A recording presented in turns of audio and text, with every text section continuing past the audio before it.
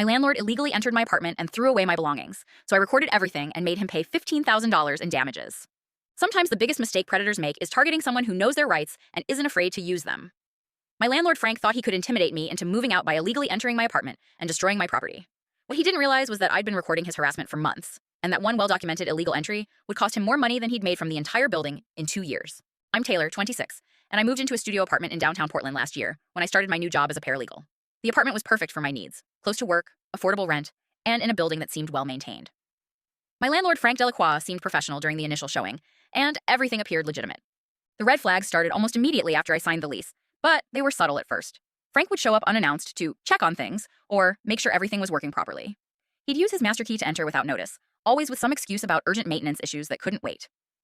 The first time it happened, I was at work when my neighbor texted me that she'd seen Frank coming out of my apartment.